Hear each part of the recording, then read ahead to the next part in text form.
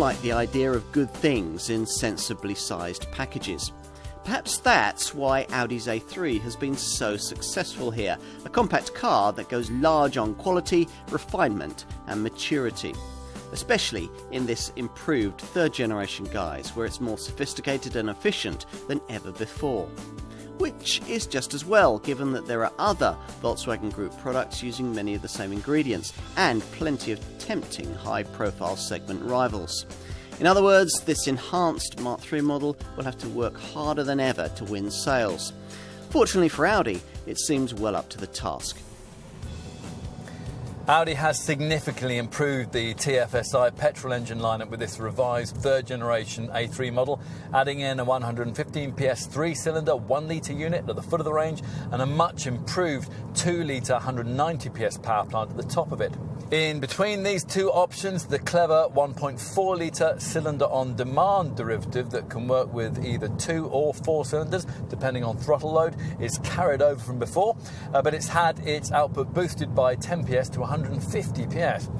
It's also worth mentioning that all these petrol engines can now work with the freshly developed 7-speed S-tronic auto gearbox that's available as an option. Further up the petrol range, the hot hatch S3 variant also uses the new 2-litre TFSI engine, but in uprated 310 PS form, mating it to a revised Quattro four-wheel drive system that's now quicker reacting and delivers a more enthusiast-orientated rear-driven bias. Most A3 buyers, though, will continue to want a diesel, possibly the 110 PS 1.6-litre unit, but more probably the 150 PS 2-litre TDI power plant that we're trying here. These engines have been upgraded to Euro 6 status, but otherwise they've been carried over from the original model lineup. Go for the 2-litre option and you can add in Quattro four-wheel drive, and that's something that you have to have if you opt for this power plant in its top 184 PS state of tune. As for handling, well, the light, stiff MQB chassis continues to make this car feel quite agile, and you can vary its handling responses if you get yourself an example fitted with the Audi Drive Select vehicle dynamic system. Ultimately, though, the key attributes of mainstream A3 models lie in their supple standards of ride and exemplary refinement. As a result, this A3 retains a continuing ability to bring a luxury segment-style driving experience to a sector that's based around more affordably priced compact models. Sophisticated styling doesn't really date very much, and the look of this third-generation A3 really hasn't. Whether you choose the 3-door version or this 5-door Sportback body style, there's the same conservative but classy feel with jewel-like finishing and razor-sharp shut lines. Well, the changes made to this revised model are primarily focused on the front end, where the familiar single-frame grille is now wider, more sharply contoured.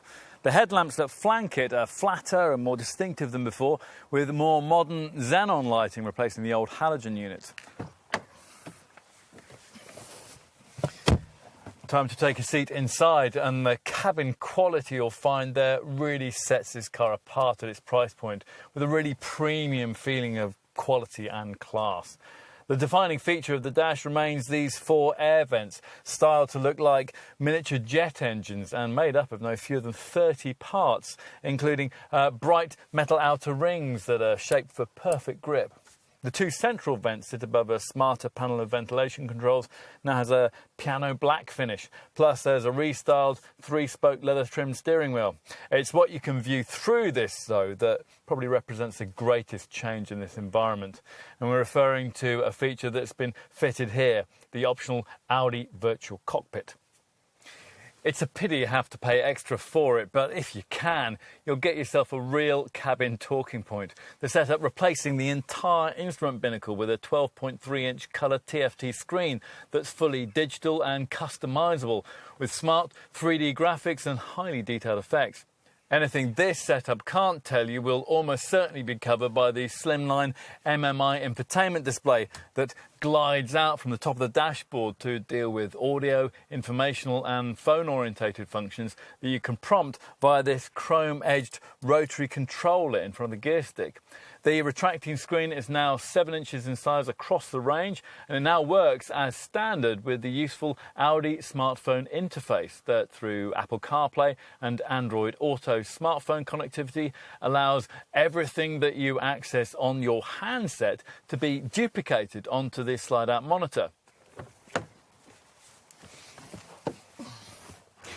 So let's take a seat in the back. Now, if you're going to be regularly using the rear compartment in your A3, you really need to have opted for this sportback body style. Not only because of its 2 extra doors, but also because this variant sits on a wheelbase that's 35mm longer than the 3-door. Finally, let's have a look at the boot. 365 litres in size in the 3-door model, and 380 litres if you go for this slightly lengthier sportback variant. In the search for a compact car that's also a premium purchase, there are probably more charismatic choices than this Audi A3, but we think there are a few better ones. By pioneering the premium compact hatch segment with original versions of this model, Audi has in many ways redefined the meaning of automotive luxury, democratising it without the desirability being diluted.